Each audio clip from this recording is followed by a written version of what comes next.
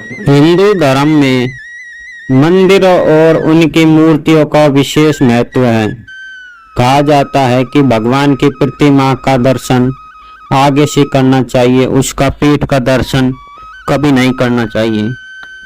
आइए जानते हैं एक कथा के माध्यम से। कहा जाता है कि जब समुद्र मंथन हुआ उस समय लक्ष्मी और लक्ष्मी दोनों उत्पन्न हुई थी। भगवान विष्णु ने सोचा, यदि मैंने माता लक्ष्मी को यदि आगे से स्वीकार कर लिया तो मेरे भक्त हमेशा मेरे रूप को निहारते रहते हैं और भक्ति करते रहते हैं।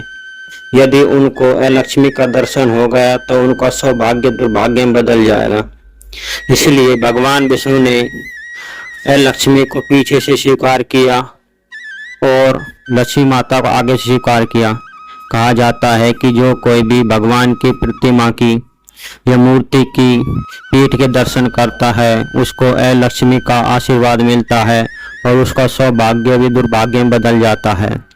इसलिए सभी लोग भक्तजन भगवान की मूर्ति की आगे से दर्शन करते हैं, पीठ के दर्शन कभी नहीं करते, क्योंकि जो कोई भी भगवान की पीठ का दर्शन करता है उसके समस्त पुण्य नष्ट होकर वह घोर गरीबी और संकटों को आमंत्रित देता है। परंतु यदि हम भगवान के सामने से दर्शन करते हैं तो हमें सौभाग्य, रिद्धि, सिद्धि और सुख समृद्धि आदि का आशीर्वाद मिलता है। इसलिए भगवान की प्रतिमा के आगे से दर्शन करना ही शुभ होता है। भूल कर भी भगवान की प्रतिमा को पीछे से कभी ना छुए, क्योंकि पीछे के हिस्से पर लक्ष्मी का वास होता है जिससे आपको दुर्भाग्य की ओर ले जा सकती है। इसलिए हो सके तो गलती से भी भगवान की पीठ के दर्शन कभी ना करें।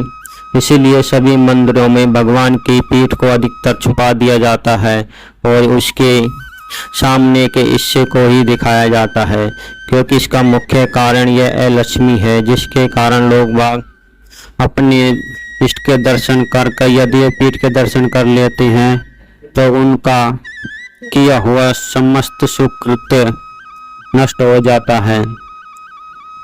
इसीलिए आपने देखा भी होगा मंदिरों में अधिकतर भगवान की पीठ के दर्शन कोई नहीं करते, सभी आगे से दर्शन करते हैं और आशीर्वाद लेते हैं। इसका मुख्य कारण लक्ष्मी है।